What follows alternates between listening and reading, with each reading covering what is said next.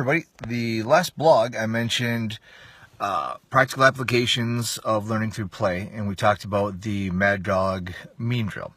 So this week at class, I took some video of the drills, so I figured we'd experiment a little bit. Instead of doing a live from Facebook, we could do a taped from my truck and work a little post-production values and put some things together. So the first clip is a hybrid of a couple drills that we work. One drill that we do generally in the throwing portion of class is called French Randori. And in French Randori, it's kind of a sensitivity drill, or getting the feeling resistance of a partner. So instead of in regular Randori, both people are trying to throw each other. In French Randori, only one person is trying to throw the other person, and we generally run it in 3 rounds. So the first round is no resistance. Your partner is basically just a meat mannequin offering you a 3-dimensional math problem to solve, and you get to practice your favorite throw or the throw we're doing that week. Second time through then, your partner knows what throw you're trying to do and is actively going to stop you from doing that. So they're not trying to throw you, but they're actively trying to counter what you just did the last time. So instead of trying to muscle through that, you learn what that feels like and be able to respond to that stimulus and take the gift that they hand you. The third time through we do it is generally your partner kind of dictates the tempo. So they're going to push you, they're going to pull you, they're going to give you some sort of stimulus. So instead of, actively seeking out a throw, you are reacting to the stimulus that your partner is giving you and taking the throw that makes the most sense. So that's French Randori. In Katamewaza or Newaza, grappling skills, ground skills, we do positional Randori. So let's say your least favorite position is to be stuck on your back in the mount. So you work on your least favorite position. So you're stuck on your back in the mount. Person on top, their job is just to hold you in that position. So they're not working chokes or joint locks or strikes or whatever, and your job is just to work on your escapes. You're working on getting off your back from that position. I always kind of make the joke of we're not at a Brazilian school, so we don't start on our backs. Then we go to positional Randori, and we start on our backs.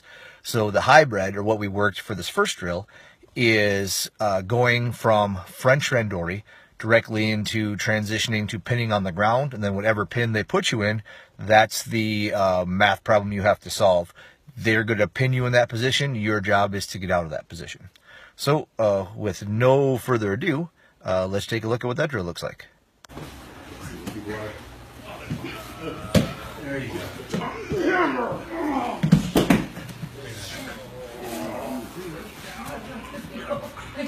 So ready, steady, go. We're going to work those escapes. Nice. Then reset. Now you're throwing Mark, and Mark's got to work his escape. Oh, right. All right. That's fine. Not sure how I think you have to have the roll really top. All right. So you're doing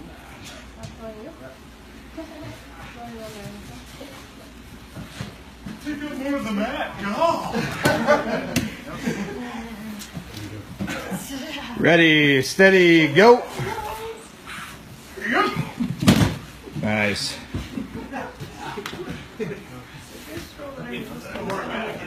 Was there a large ki over here? What was it? You're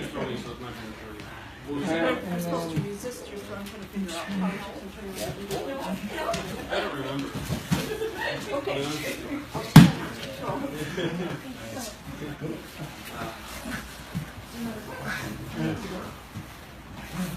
Did you want to start like this? Right towards you. Nice. Nice. Thank you. It's good to remember. Mom decided, okay, now. All right. Good there. I know. It's just all over the bat. Let's just land on it. That works. Here we come. That's like one of the weird ones. Oh, man. Yes. Because I got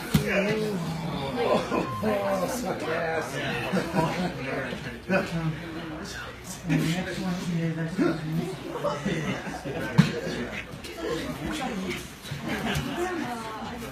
Am I throwing you now?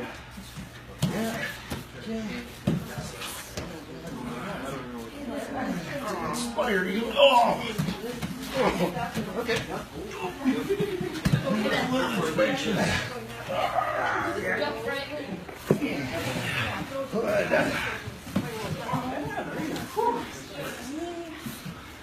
Get him, hatchet hips. Nice. Ready, steady, go.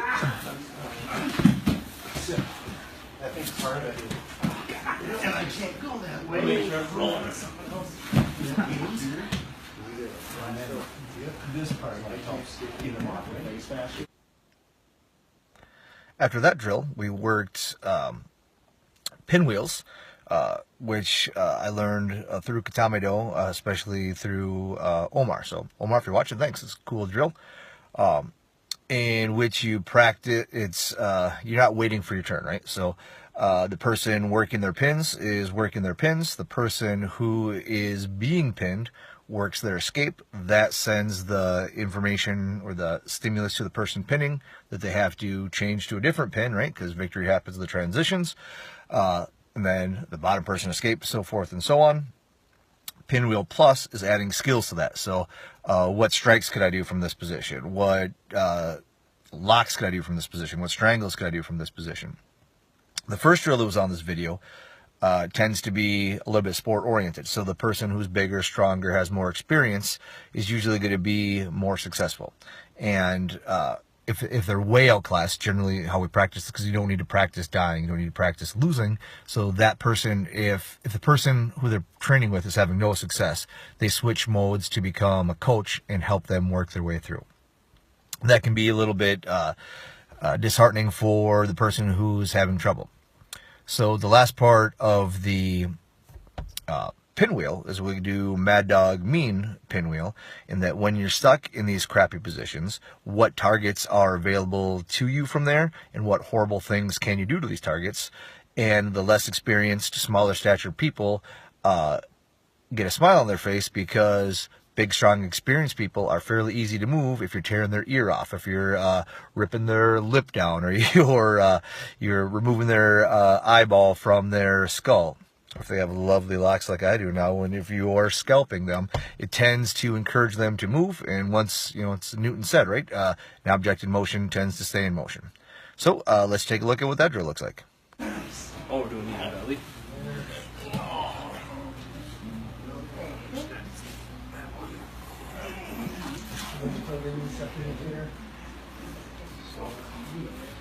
So let's trade one for one. So once you get that arm bar, right?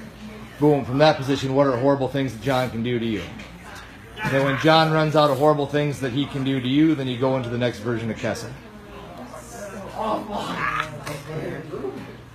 Can you get a hold of a mustache and twist it? Isn't that long yet? No. So John's getting sick of squash, so he's going to roll into you to get off his lungs, and you're going to squish him back flat onto his lungs by bringing your leg towards me and sucking that in. But now you see how he could break his elbow over your thigh? So you can practice breaking his elbow over your thigh. Yep, there you go. And now John's turn. What are the horrible things that John could do to you from this position? Nice. And this is where that throat punch Thursday, if you could pull his chin open to expose his throat, and then can you get your other arm in there to punch the throat? Oh. Roadhouse.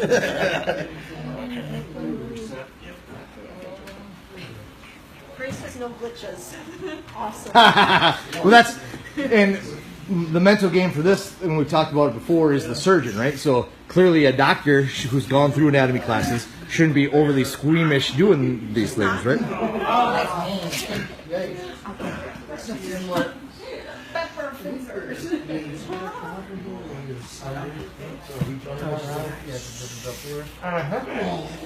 go.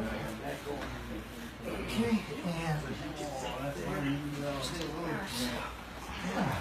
so I'm going to check myself.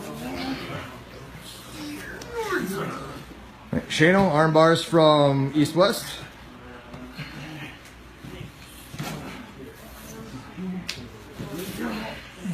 Like that, then.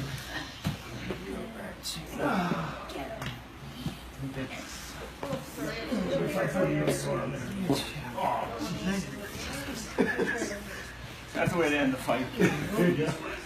And Heath, horrible things you could do to him from there. Oh.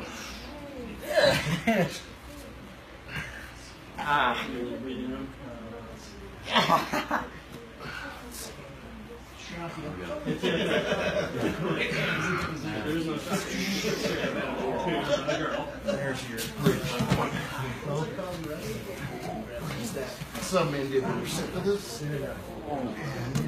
This is all stuff like your mean big brothers did to you too, like you had Texas armpits and xylophones and Thoracic inlet.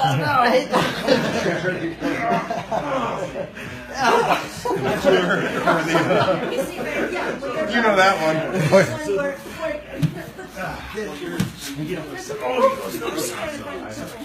Grab it here. No. Roadhouse.